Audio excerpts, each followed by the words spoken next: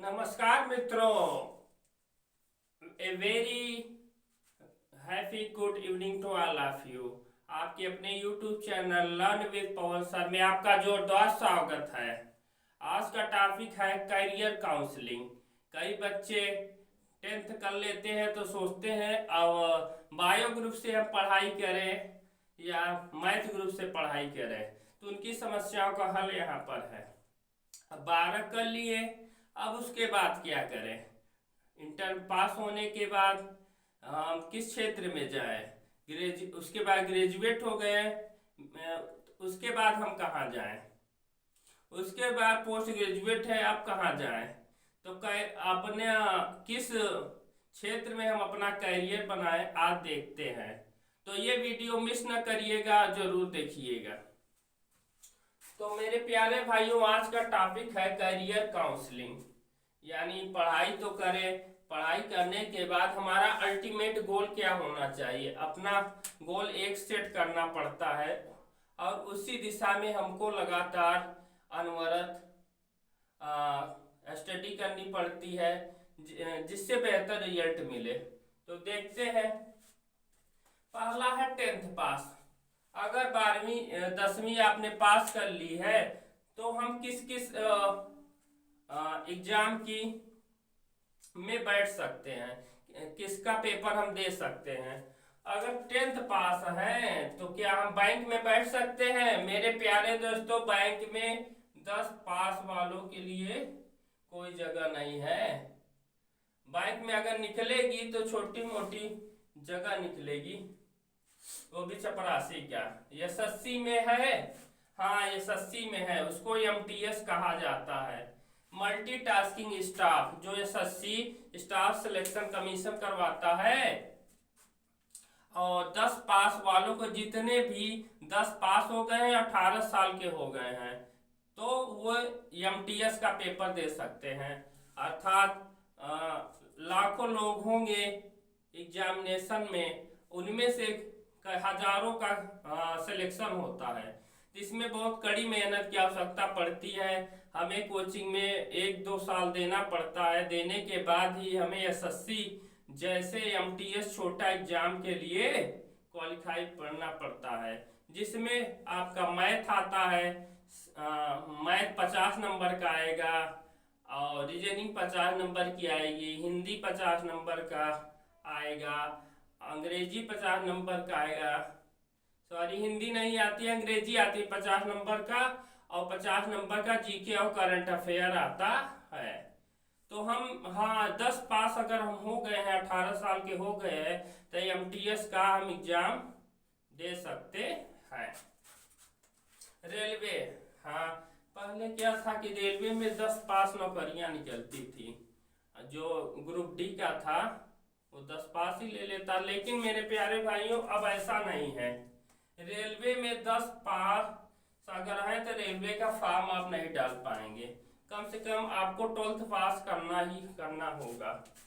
हाँ, bank SSC railway क्या डाक में, पोस्ट ऑफिस में निकलती है।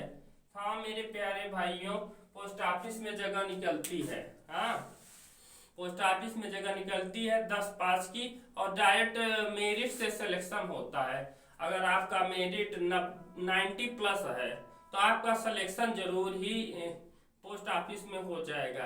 तो 10 का एग्जाम आ रहा है मेरे प्यारे भाइयों, बढ़िया से एग्जाम दीजिए और एक बेहतर भविष्य का निर्माण करिए।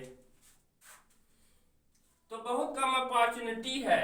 अब हम अगर 10th पास हो गए, 10 पास होने के बाद बालक सोचता है कि अब हम मैथ ग्रुप ले या हम लें बायो ग्रुप। तो मैथ ग्रुप के लिए अलग क्षेत्र बन जाता है, बायो ग्रुप के लिए अलग। 12 पास के लिए बैंक में भी कोई जगह नहीं है।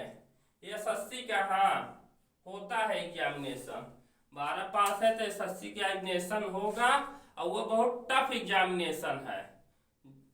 ओ लाखों लोगों में से हजारों, चंद हजारों लोगों का होता है सिलेक्शन। तो आप अगर इसमें जाना चाहते हैं तो आप दृढ़ प्रतिज्ञ होकर इसकी तैयारी करेंगे, अवश्य ही एक दिन एसएससी क्वालिफाइड हो जाएंगे, इनकम टैक्स ऑफिसर बन सकते हैं।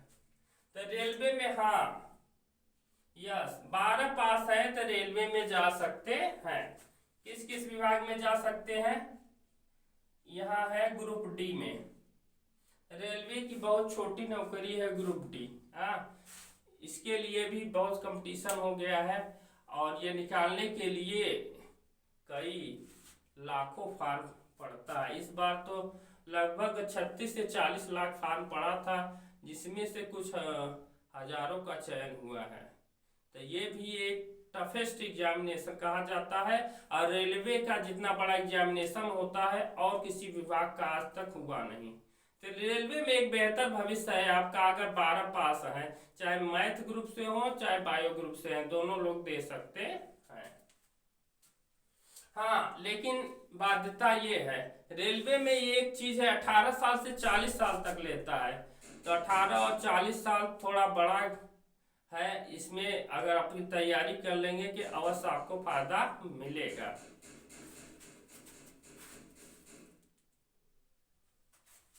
हाँ, तो अभी तक मैं बात कर रहा था ग्रुप डी के विषय में, कंपटीशन ही होता है। अगर इसके साथ साथ आपके साथ कोई टेक्निकल डिग्री है, जैसे आईटीआई या डिप्लोमा है या बीटेक है, तो रेलवे में भरा जा सकता है। हाँ, 12 पास है तो केवल ग्रुप डी में भर सकते हैं। अगर कोई बालक 12 पास हो गया है और बायो ग्रुप से है, बायो ग्रुप का मतलब पीसीबी, फिजिक्स केमिस्ट्री और बायो उसके पास है, तो नीट का एग्जामिनेशन दे सकता है, जिसको एमबीबीएस का एग्जामिनेशन भी कहते हैं। ये ऑल ओवर इंडिया होता है, इसमें बहुत कम ही सीट है और कंपटीशन बहुत हाई है। तो आप इसकी तैयारी के लिए राजस्थान कोटा जा सकते हैं या ऑनलाइन कोचिंग भी ले सकते हैं, और अब तो ऑनलाइन घर बैठे ही ले सकते हैं। कुछ विद्यालय ऐसे भी हो गए हैं जो 50-60% अपना नीट में केवल 12th पास होने के बाद ही सिलेक्शन ले रहे हैं। तो अच्छे विद्यालय में एडमिशन लेकर भी आप एमबीबीएस जैसी एक क्वालिफाइड रैंक पा सकते हैं। तो आगे चलते हैं। आईआईटी, जिसके पास फिजिक्स केमिस्ट्री मैथ है, 10th में फिजिक्स केमिस्ट्री मैथ है, वो आईआईटी का एग्जामिनेशन दे सकता है। आईआईटी जेई क्या, जो कि बीटेक कराता है और ऑल ओवर इंडिया ये होती है एग्जामिनेशन, जो ये भी बहुत टफेस्ट एग्जामिनेशन है। इसकी तैयारी के लिए आप लोग अगर कठिन परिश्रम से मेहनत से लगे रहेंगे तो सफलता अवश्य मिलेगी। तो हम देखिए 12 पास किए हैं तो हम इसमें जा सकते हैं, तो क्यों ना ट्राई किया जाए। ट्राई करने में क्या है, पूरे दिले जान से ट्राई किया जाए। अगला है डिप्लोमा। अगर 12th पास किए हो तो आप डिप्लोमा कर सकते हैं। डिप्लोमा करने से प्राइवेट भी होता है और सरकारी भी होता है, तो दोनों कर सकते हैं आप। तो क्या, हाँ, आगे देखते हैं। ये तो हो गया ग्रेजुएट अगर हो गए हैं हम। ग्रेजुएट का मतलब या हमने बीए किया है या बीएससी किया है या बीकॉम किया है। ग्रेजुएट का मतलब आप समझे, या बीए किया है या बीएससी किया है या बीकॉम किया है। बीए का फुल फॉर्म होता है बैचलर ऑफ आर्ट्स, बीएससी का बैचलर ऑफ साइंस एवं बीकॉम का बैचलर ऑफ कॉमर्स। ये तीनों आप कर चुके हैं, ग्रेजुएशन आपका कंप्लीट हो गया है, तो बैंक का एग्जामिनेशन दे सकते हैं। हाँ मेरे प्यारे भाइयों, अब बैंक का रास्ता आपको खुल गया। ये भी टफेस्ट एग्जामिनेशन होता है और ये एग्जामिनेशन की तैयारी के लिए अनेक कोचिंग संस्थानें हैं और कुछ लोग अपने से भी तैयारी करके निकाल रहे हैं। तो बैंक का एग्जामिनेशन बैठ सकते हैं, जहाँ पर लाखों की संख्या होती है, लाखों में से कुछ चंद हजारों को लिया जाता है। तो बैंक का एग्जामिनेशन टफेस्ट एग्जामिनेशन कहलाता है। तो हाँ, लेकिन यह बाध्यता मेरे प्यारे भाइयों, ये 18 साल से जनरल के लिए 27 साल तक ही लिया जाता है। 27 साल की एज तक आप नौकरी पा जाते हैं तो बेस्ट है, नहीं तो उसके बाद भटकना पड़ेगा आपको। फिर एसएससी सीजीएल है। हाँ, कंबाइंड ग्रेजुएट लेवल। अब ग्रेजुएशन कंबाइंड जितने ग्रेजुएट हो चुके हैं, चाहे बीकॉम या एम बीए बीएससी या बीकॉम किए हैं, सभी लोग हाँ सीजीएल का एग्जामिनेशन दे सकते हैं। कंबाइंड ग्रेजुएट लेवल जिसको कहा जाता है, ये भी टफेस्ट एग्जामिनेशन है, ऑल ओवर इंडिया होता है और इसको निकालने के लिए बहुत ही लगन चाहिए। तो हाँ, लगन तो चाहिए लेकिन कर सकते हैं। ग्रेजुएट हुआ है आपका तो ये फॉर्म भर सकते हैं, इसकी तैयारी कर सकते हैं, निकाला जा सकता है। अब रेलवे की बात करें, अगर ये सब भरा है तो हाँ, रेलवे गुड्स एंड गार्ड का भर सकते हैं, goods and guard. Station master का भर सकते हैं। ये सारी एग्जामिनेशन है। अगर इतने सारे रेलवे वही टफेस्ट एग्जामिनेशन हो गया। आपकी अगर प्रेजेंट ऑफ माइंड बढ़िया है, तैयारी बढ़िया है, तो रेलवे में आपका सिलेक्शन हो जाएगा और सारी कठिनाइयां दूर हो जाएंगी।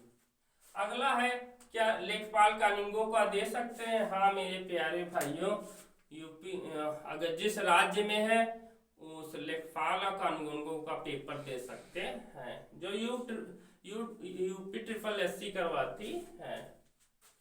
तो मेरे प्यारे, अगर ग्रेजुएट हैं तो और क्या, अगर एक्सटर्नल कुछ लेना चाहते हैं और बढ़िया डिग्री लेना चाहते हैं तो आप बीएड या बीटीसी कर लीजिए, जिससे प्राइमरी और मिडिल में आपका जॉब मिल जाएगा। आप टीचर अगर बनना चाहते हैं तो इसमें से कोई भी बीए बीएससी बीकॉम कोई भी आपका है और आप बीएड कर लिए हैं तो प्राइमरी और मिडिल का एग्जामिनेशन दे सकते हैं। प्राइमरी मीन्स प्राथमिक होता है, जो कक्षा 1 से 5 तक के लिए होता है और ये एक बल्क में आता है, यानी भारी संख्या में आता है। पिछली बार 69,500 वैकेंसी आई थी। इतनी बड़ी वैकेंसी है तो इसमें जरूर ट्राई किया जा सकता है और सफलता इसमें जरूर मिलने वाली है। अब बीएड माने बैचलर ऑफ एजुकेशन हो गया और बीटीसी मतलब बैचलर डिप्लोमा, हाँ ये बीटीसी है। तो बीटीसी केवल 1 to 5 के लिए था, लेकिन बढ़ाकर 1 to 8 तक ये बीटीसी किए हैं तो 1 to 8 तक का एग्जामिनेशन भी दे सकते हैं। तो बीएड मेरे प्यारे भाइयों, पहले केवल 6, 7, 8 के लिए और हायर एजुकेशन के लिए टीचर बनते थे, लेकिन अब 1 to 5 में भी एलिजिबल हो गए हैं। तो देखिए, कैरियर जिस दिशा में आप बढ़ाना चाहे उस दिशा में बढ़ा सकते हैं। अगर पोस्ट ग्रेजुएशन कर लिया है, यानी एमए कर लिया है, एमएससी कर लिया है और एमकॉम कर लिया है, master of art, master of science, master of commerce कर लिए हैं, तो आप पीएचडी भी कर सकते हैं। पीएचडी से आपको फंड मिलता है, 5 साल की पीएचडी हो तो इसे फंड मिलेगा। फंड से अपने गाइड के संरक्षण में आप शोध करते हैं और शोध करने का पैसा मिलता है। आगे जाकर जिस कॉलेज में शोध करते हैं उसमें आपको लेक्चरर के रूप में रखा जा सकता है, ठीक है। और बीएड कॉलेज में लेक्चरर भी बन सकते हैं अगर पीएचडी किया है, पोस्ट ग्रेजुएट किया है तो। और जिसने एमएड किया है भैया, वो बीएड कॉलेज में लेक्चरर भी हो सकता है। अगर पोस्ट ग्रेजुएट किया है तो एमएड भी कर सकते हैं, मास्टर ऑफ एजुकेशन यानी शिक्षा साथ में मास्टर की डिग्री। तो मेरे प्यारे भाइयों, देख रहे हैं कैरियर, अभी से एक गोल सेट करिए कि मुझे आईआईटी करनी है, नीट करनी है, कि रेलवे क्वालिफाई करना है, कि क्या करना है, सीजीएल करना है कि बैंक करना है। तो अपने मन में ये जिज्ञासा रखिए कि हमें क्या करना है, एक माइंड सेट बनाइए और उसी पर अपनी पढ़ाई करते चले जाइए। अगर किसी के मन में कोई भी डाउट है तो हमसे कमेंट बॉक्स में पूछ सकता है और हम आगे चलकर उसकी कमेंट में उसका जवाब भी दे देंगे। और आपको ये वीडियो अच्छी लगी हो तो सब्सक्राइब अवश्य करना, क्योंकि सब्सक्राइब करने से वीडियो बनाने को हम लोगों को मोटिवेशन मिलता है। तो जय हिंद मेरे प्यारे भाइयों, ये आज का सेशन यहीं पर समाप्त होता है। Have a nice day.